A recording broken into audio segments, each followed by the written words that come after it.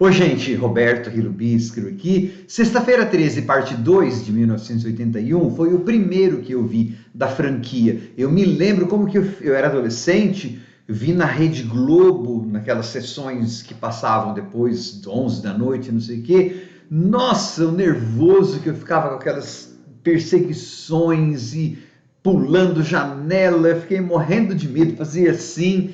E então, assim, foi a porta, né, de abertura para minha franquia de horror favorita. No Sexta-feira 13, parte 2, o Jason sequer usava a máscara de rock, isso viria a acontecer na terceira parte, né? Na parte 2 ele usa uma espécie de saco de batatas, que na verdade remete a um filme de 1976 chamado The Town That Dreaded Sundown, a cidade que tinha medo do pôr do sol.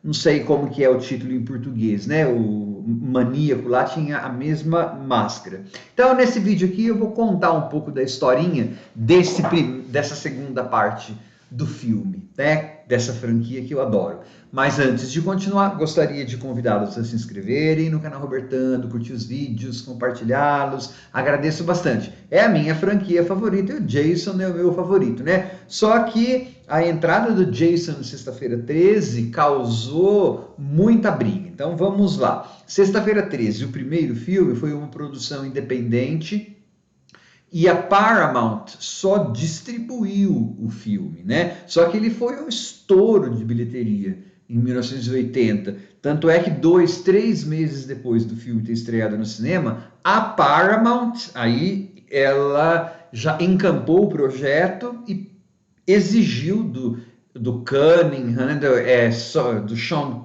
S. Cunningham, do Victor Miller, uma sequência, uma continuação, usando o Jason, né? Mas aí o Cunningham e o Victor Miller e até o Tom Savini, né, o cara que fez as maquiagem, eram contra, porque eles diziam que aquele final do primeiro, Sexta-feira 13, fora um sonho. Na verdade, o Jason tinha morrido quando ele era criança. A proposta do Cunningham era fazer tipo de uma antologia. Todo ano sairia um filme com o nome Sexta-feira 13, mas com uma história diferente, né? Mesma coisa que a franquia Halloween tentaria com o 3. E fracassou retumbantemente, né? Porque as pessoas queriam o Michael Myers. No Sexta-feira 13, a Paramount bateu o pé, e a Paramount podia mais porque é um estúdio. Não, queremos, bota o Jason aí. E aí, então, o Victor Miller nunca mais escreveu roteiro, o Sean S. Cunningham não quis dirigir o filme, ele só botou a mulher dele lá na época, a mulher, a Susan Cunningham, para ser editora. Se você viu no filme, você vai, né, uns créditos iniciais aparecem, e para dirigir, então, eles contrataram o Steve Miner. Steve Miner, primeiro filme do Steve Miner, depois viria a dirigir outros filmes de terror, que inclusive Halloween, lá mais pra frente, que a gente gosta, tá? Aí, então, o que eles fizeram? Pegaram, assim, aquela personagem que fora um sonho, né, no final do 1, virou uma personagem, tá? Não tenta ficar procurando muita coesão temporal, né, na sequência temporal do Sexta-feira 13, porque não existe. Gente, lembra, eu amo Sexta-feira 13, mas eu nunca digo que são filmes bons. Eles são filmes de terror bem uma lambançazinha, né? Porque olha só, como que abre o Sexta-feira 13 parte 2? Bom, supostamente, quando o Jason aparece, né, lá no final do 1, pesadelo ou não, então supondo que não seja pesadelo, segundo a Paramount quer, ele aparece em forma de criança, o que já não deveria ser, porque ele faleceu em 1950 e pouco, então ele é um menino com 20 e poucos anos, né? Ok, só que no 1 ele aparece em forma de criança ainda, é uma criança que ficou lá no lago, certo? No 2 ele já aparece como adulto. Tá? Então, o 2 abre com um longo prólogo, uns 12, 13 minutos de prólogo, para explicar para as pessoas que não viram o 1 que a Final Girl do 1, né, a Adrienne King, a atriz, ela volta para o 2 para dar um desfecho para a personagem da Alice. Tá? Então é assim, prova que as Final Girls, elas são resilientes, elas mudam, né? Assim, parece aquelas meninas frágeis, depois elas viram uma fortitude, ou elas são as mais santinhas, não transam, não bebem, não sei o quê, por isso que elas chegam ao final. Só que assim, ou elas morrem na sequência dos filmes, ou elas não aparecem nunca mais, mas você imagina que elas vão ficar traumatizadas para o resto da vida, né? Nesse caso aí, a Final Girl do primeiro Sexta-feira 13 reaparece, que é a Alice. E aí o Jason, 2 meses depois do 1, né? Ele descobre onde ela está. Como se é um menino lá, um monstrinho que ficou dentro da floresta, não sabe ler, não sabe nada, todo deformado. Como que ele descobriu? Não pergunta, mas ele descobriu a Alice, né? Usou as páginas amarelas. Isso é um conceito que o pessoal de hoje em dia nem sabe o que é. Lista telefônica, né? Usou lista telefônica e como? Ele foi perguntando no caminho onde mora a Alice. Mas ele a encontra e a elimina, tá?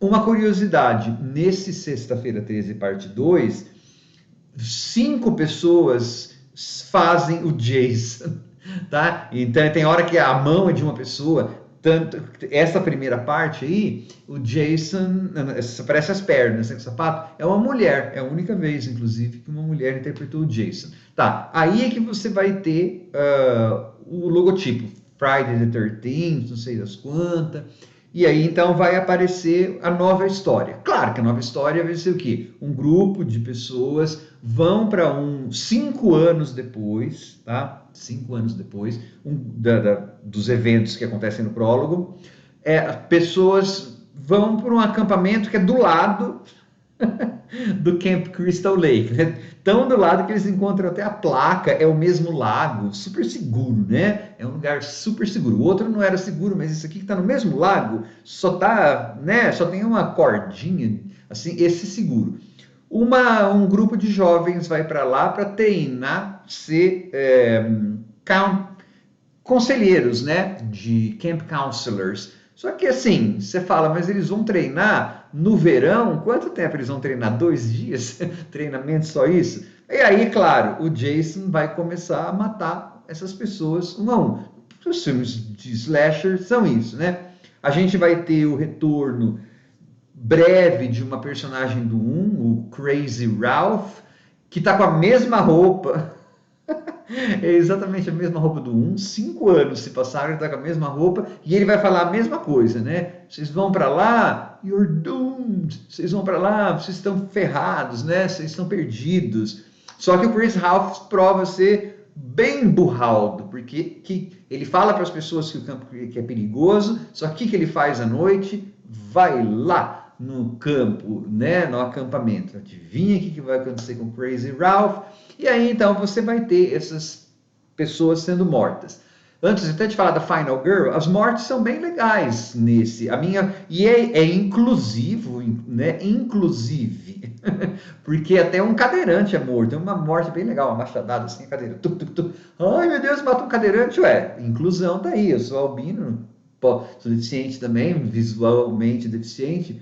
Não ligo, não. É uma morte legal. Tem a famosa morte do casal lá empalado enquanto estava transando, que várias pessoas dizem que é cópia do Bay of Blood, lá do Mário Bava. Diz que várias mortes são cópia do filme do Mário Bava, né? Claro que o Cunningham nega. E é o ritual de lo habitual. Só que tem, assim, uma Final Girl que é a minha Final Girl favorita, a Jeannie. Se você ler, né, os créditos iniciais, você vai ver que uma das pessoas chama de assistente de produção, uma coisa assim, design de produção, Virginia alguma coisa.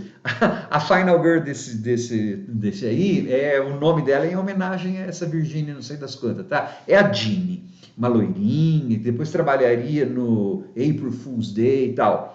Ela é é a minha favorita Final Girl do Sexta-feira 13, uma das minhas Final Girls favoritas, e moderninha para a época, né? A gente sempre critica o Sexta-feira 13, mas, essa Jeannie, ela era inteligente, estudava psicologia infantil, por isso que ela consegue, inclusive, sacar um pouco da cabeça do Jason, né? Ela é inteligente, ela ela logo de cara já é assertiva, ela inclusive dorme com o Paul, lá, o cara do chefe dela. Então ela não é uma virgem, tá? Ela é pena que a atriz recusou, depois se arrependeu amargamente, né? Porque ela foi convidada para aparecer no 3, né? Que seria em um hospital. Ela estaria em um hospital e o Jason ia tentar invadir o hospital, igualzinho o Halloween 2. Mas enfim, acho que era só uma ideia, depois talvez eles mudassem, porque o Halloween 2 saiu depois do Sexta-feira 13 2, né? Mas essa é a ideia inicial, só que a atriz não quis fazer, né? E ela trabalha bem e luta, e ela tem, assim, um comportamento que é diferente das outras Final Girls. E, claro, né, o filme tem esse problema do começo, que eu falei de como que o Jason descobriu onde a Alice estava, e no fim, nossa, o fim do Sexta-feira 13 2 é muito esgarçado, né? Porque eles, na verdade, é praticamente uma refilmagem do 1. Dessa vez o Jason aparece, dá um outro pulo, né? Só que fica assim, o namorado lá, o Paul, a gente nunca sabe, ninguém nunca soube o que aconteceu com o Paul, por que a Jeannie sobrevive, assim, o que rolou depois, né? Tem um outro negócio que a gente fãs sempre ficam, assim, o cachorrinho, o Muffin. O Muffin é um cachorrinho que some, na verdade a gente vê o Jason olhando, né, ele olhando para cima, assim, né, o Jason vai pegar. Tem uma hora que duas personagens encontram um corpo todo detonado de um animal, que o Jason come animais e tal. Depois o cachorrinho aparece. Então, por isso que tem fã que diz que aquele final é um sonho. Mas aí é teoria de fã, né? Mas eu entendo por que as pessoas dizem que aquele final é um sonho. Só que eu não sei como que seria o final que esses fãs pregam, né? Porque realmente o Muffin volta, sendo que já tinha aparecido um animal lá. Se bem que tem uma personagem que fala, não dá para imaginar se isso era um cachorro, né? O roteiro toma um cuidadinho, assim, para isso. É um bom slasher, né? Ainda é o Jason em preparação. Ele não virou ainda aquela máquina. Ele ainda dá uns gemidos, né? Você tem vários, como eu falei, vários atores interpretando o Jason. O filme, ele, claro, não fez todo o sucesso que o 1 fez, mas fez muito sucesso. Tipo, uma produção que foi de $1 milhão, foi o dobro da produção que era do primeiro, que é de 500 mil. Rendeu tipo 21 milhões. Putz, claro. Logo depois, então, o estúdio já ia fazer o terceiro, né? A crítica malhou como sempre. Várias cenas foram censuradas, 48 segundos do filme foram tirados, né? Mas aí teve uma reedição em DVD, nos anos 2020, quando fez 40 anos, né, em Blu-ray, diz que botaram os 48 segundos lá, restaurados, tal. Então, assim, é um filme que a gente dá risada dos absurdinhos que tem, mas eu gosto porque não só razão sentimental, né, foi o primeiro que eu vi da série, quando eu era adolescente e tal, mas eu gosto da música, o Manfredini de novo, claro, tudo bem parecido com o primeiro, mas é o que a gente quer mesmo, né? Aquela marca de Sexta-feira 13, faça-se no acampamento, e a música e aquelas perseguições, ainda eu acho que são cheias de suspense, né? Mas eu sou suspeito para falar, porque eu gosto muito do filme. São algumas considerações a respeito de Sexta-feira 13, parte 2. Quem sabe eu não faça 3, 4, 5, 6, 7, 8. Tchau.